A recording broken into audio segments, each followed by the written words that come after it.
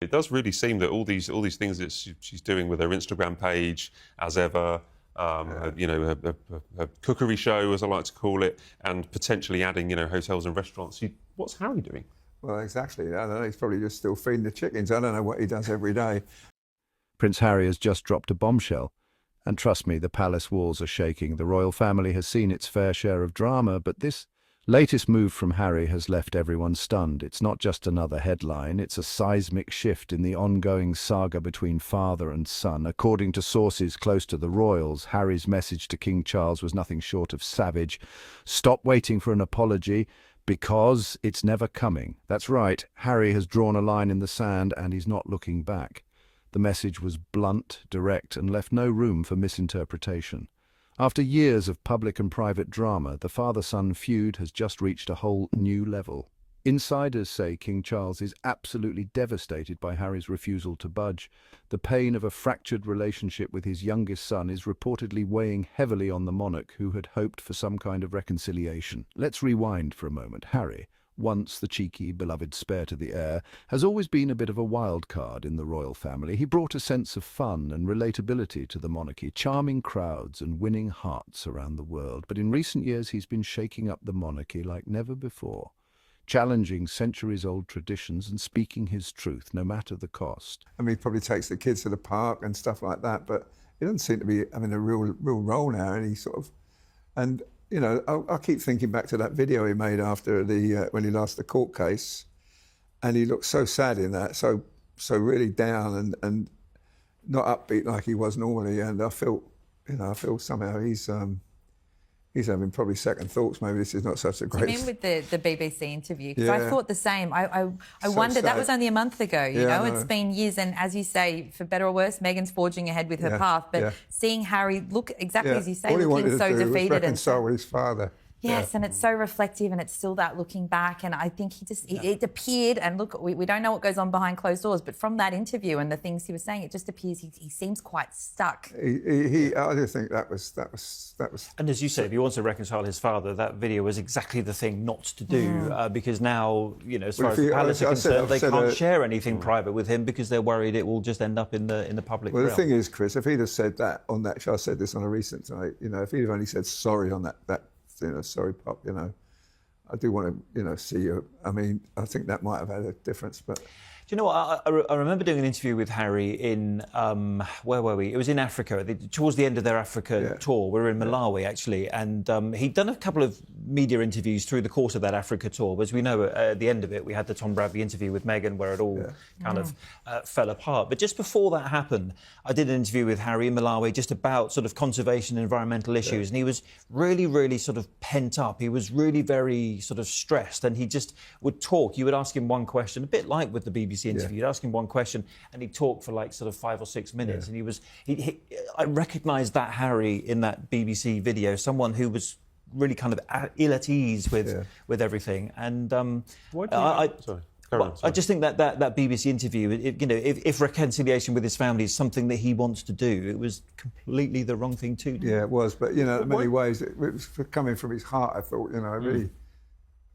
Why do you think he's like that, though? Well, his father's not well, is he? He's obviously concerned, you know. I mean, he's his father, for God's sake, you know. I think well, you know, and also the reason why you employ people like a head of communications or a sort of publicity advisor is to tell you, OK, when you do this interview, don't say this, this, this and this. And the trouble with royals, and this is Harry's not really alone here, you could probably say the same for the King and Prince William. If they don't want to take advice, they just don't take it, and they do what they want to do. That's right, and, you know, Harry perhaps should have had a bit of a conversation with his communications chief before. The Oprah interview, the explosive memoir spare, those tense court appearances and even secret visits to the UK. Harry has pulled no punches. He's aired grievances, exposed family secrets and made it clear that he's forging his own path regardless of royal expectations. Each move has sent shockwaves through the palace and left the public divided. But here's what really stings for Charles. It's not just the interviews, the tell-all books or the relentless headlines. It's the silence. The total, unwavering refusal to say sorry. For a father who longs for peace, Harry's silence is the loudest message of all.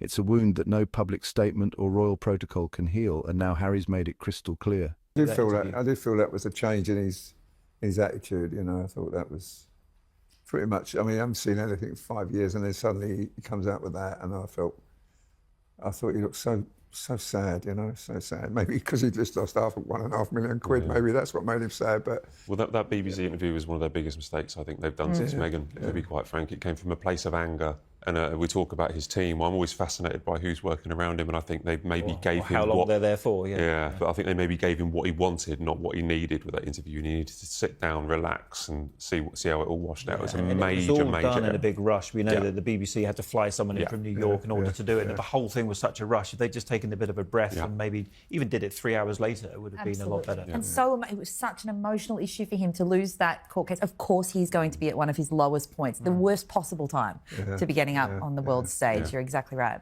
People need to look after him a minute. He shouldn't have done the interview. It was damaging to everything. Right, we've just got time for our quick fire questions. Okay? So take a deep breath. I'll start this way. Chris, I'm coming to you first. Which royal home would make the best hotel? I really like Dumfries House, actually, because not only because it's a real passion project for the King, it is a beautiful building. The grounds are amazing. You've got some amazing rare chickens in the garden where you could make some great eggs for breakfast. So I think that would be a great hotel. Perhaps not a with Meghan hotel if she's looking for some accommodation in the UK, but I like Dumfries House a lot. Similar sort of reasons without the chickens, I think, but Balmoral, I was there last year, and it is the most beautiful property in the landscape there is incredible. You can imagine it being an amazing boutique hotel.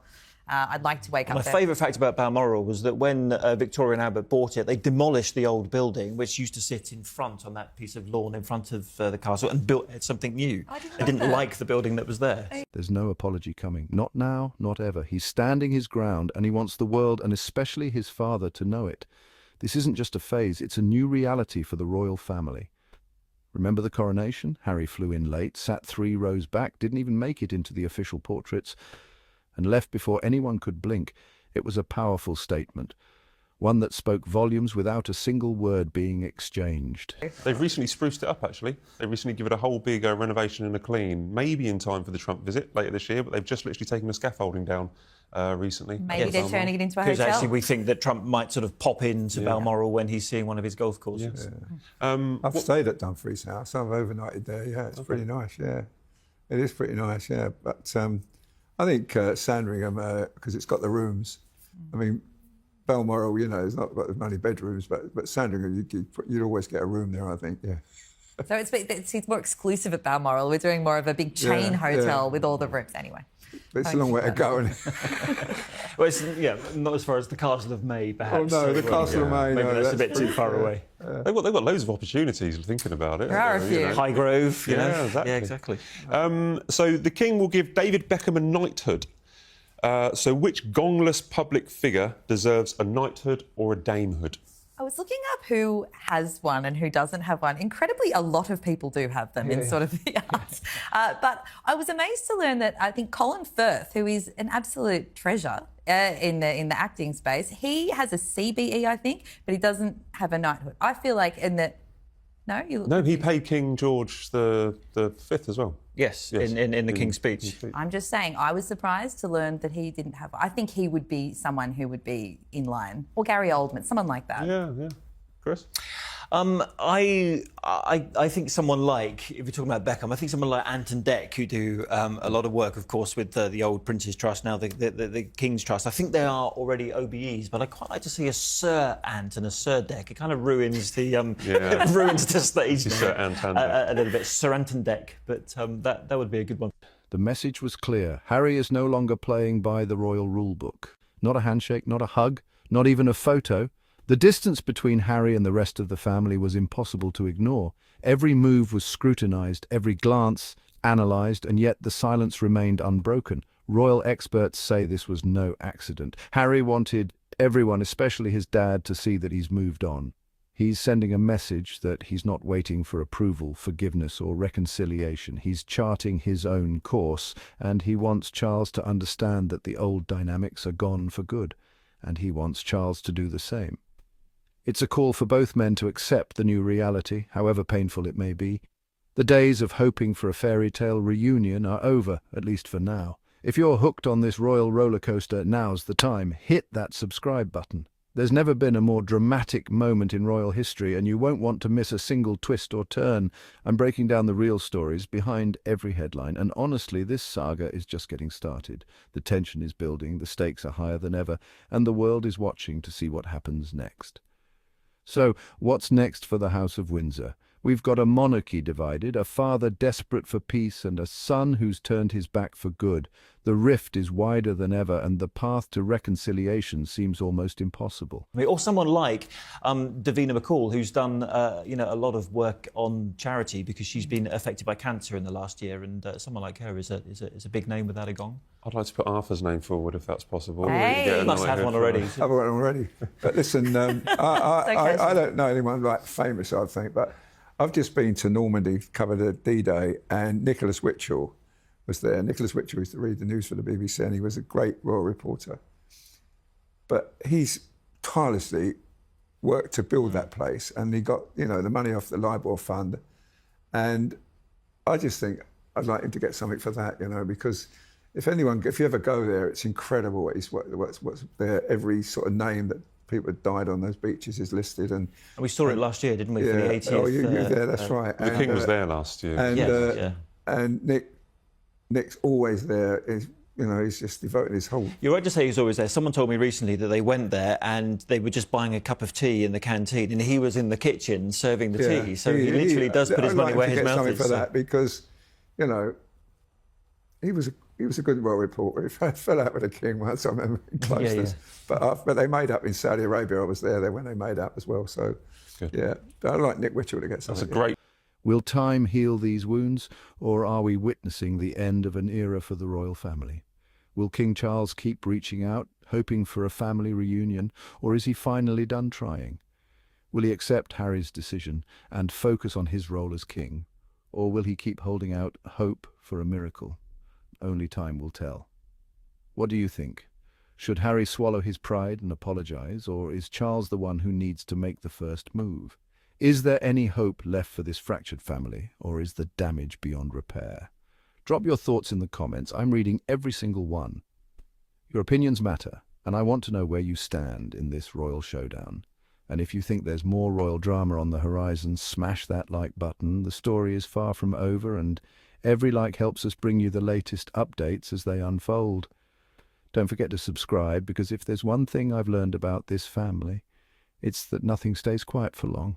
There's always another twist waiting just around the corner. In the world of royalty, every silence speaks louder than words. And right now, that silence is deafening.